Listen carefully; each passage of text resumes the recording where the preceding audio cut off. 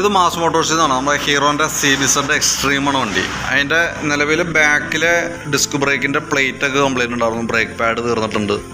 അതുപോലെ തന്നെ നമുക്ക് അതിൻ്റെ ചെയിൻ സ്പോക്കറ്റ് കംപ്ലൈൻറ്റ് ഉണ്ടായിരുന്നു. അപ്പോൾ അതൊക്കെ നമ്മൾ ചെയ്യാനായിട്ട് നമ്മൾ അഴിച്ചിട്ടുണ്ട് കേട്ടോ. ഓൾറെഡി ചെയിൻ സ്പോക്കറ്റൊക്കെ നല്ല രീതിയിൽ തേയ്മാനം വന്നു പോയതാണ്. അപ്പോൾ നമുക്ക് ചെയിൻ സ്പോക്കറ്റ് മാറ്റുന്ന കൂട്ടത്തിൽ ആ സസ്പെൻഷൻ്റെ ബെയറിങ് കൂടിയും പോയിട്ടുണ്ട്, നീഡിൽ ബെയറിങ്. അതായത് ചെയിൻ സ്പോക്കറ്റ് പിടിപ്പിക്കുന്ന സസ്പെൻഷൻ യൂണിറ്റാണത്.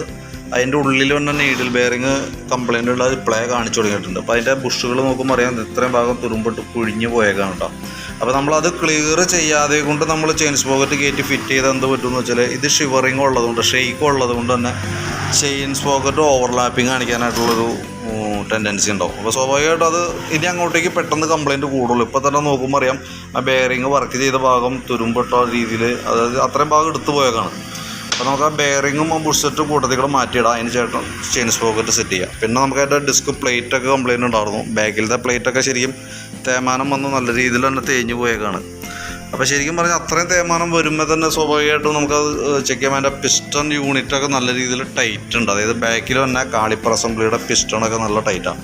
അപ്പോൾ നമുക്ക് എന്തായാലും ബാക്കി ഈ ഐറ്റംസൊക്കെ പുതിയതാണ് കയറ്റണം. ഇത് പാഡ് തീർന്നതാണ് കാണാം, ഫുള്ള് കയറി പിടിച്ചേക്കാണ് കേട്ടോ.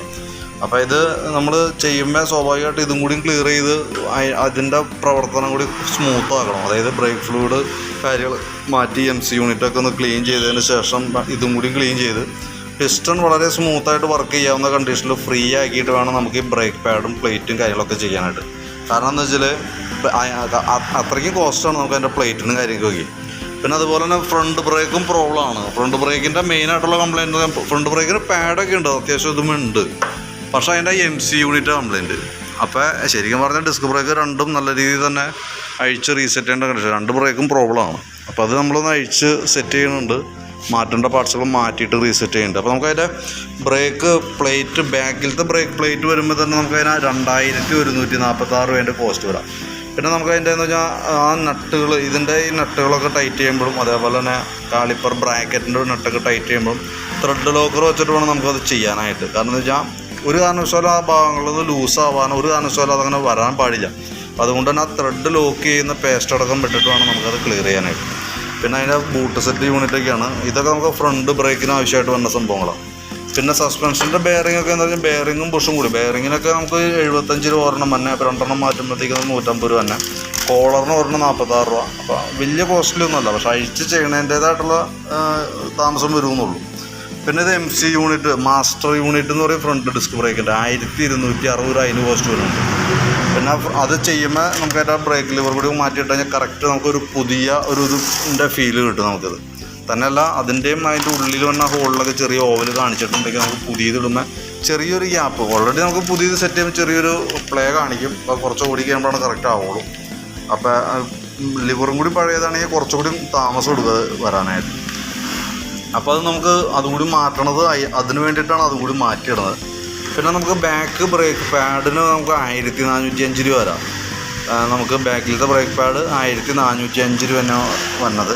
ചെയിൻ സ്പോക്കറ്റ് കിറ്റിനാണെങ്കിൽ നമുക്ക് 1090 വന്നുണ്ട് ചെയിൻ സ്പോക്കറ്റ് കിറ്റ്. ഇത്രയാണ് പാർട്സുകൾ വരുന്നത്. ബ്രേക്ക് ഫ്ലൂയിഡ് മാറണം. എഞ്ചിൻ ഓയിലിൻ്റെ കേസ് ചെക്കപ്പാണ് പറഞ്ഞത്. അപ്പോൾ ഞാൻ നോക്കുന്ന സമയത്ത് ഓയിൽ സ്റ്റിക്കിനകത്തില്ല. തന്നെയല്ല നമ്മൾ ഓയിൽ ചെക്ക് ചെയ്യുമ്പോൾ അത്യാവശ്യം കാർബൺ ഉണ്ട് അതിനകത്ത്.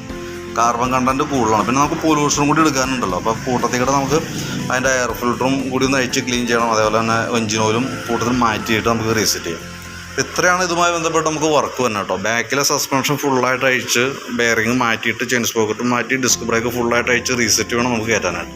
അതുപോലെ തന്നെ ഫ്രണ്ടിലേക്ക് വരുമ്പോഴത്തേക്കും ഫ്രണ്ട് ബ്രേക്കിൻ്റെ യൂണിറ്റ് ഫുള്ളായിട്ട് അഴിച്ചിട്ട് MC സബ് അസംബ്ലി മാറ്റി കാളിപ്പറൊക്കെ ഫുള്ളായിട്ട് അഴിക്കണം. ഫുള്ളായിട്ട് അഴിച്ചിട്ട് വേണം റീസെറ്റ് ചെയ്യാനായിട്ട്. ബ്രേക്ക് ഫ്ലൂയിഡൊക്കെ മാറ്റിയിട്ട് വേണം റീസെറ്റ് ചെയ്യാനായിട്ട്. അപ്പോൾ 2 ബ്രേക്കും ഫുള്ളായിട്ട് അഴിച്ച് ചെയ്യുന്നുണ്ട്.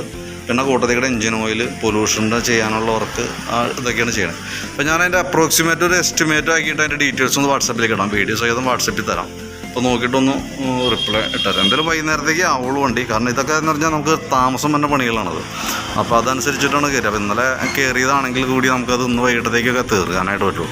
അത്രയും നമുക്ക് നോക്കി ചെയ്യേണ്ട കാര്യങ്ങളാണ്. അപ്പോൾ അതിൻ്റേതായിട്ടുള്ള താമസമുണ്ട്.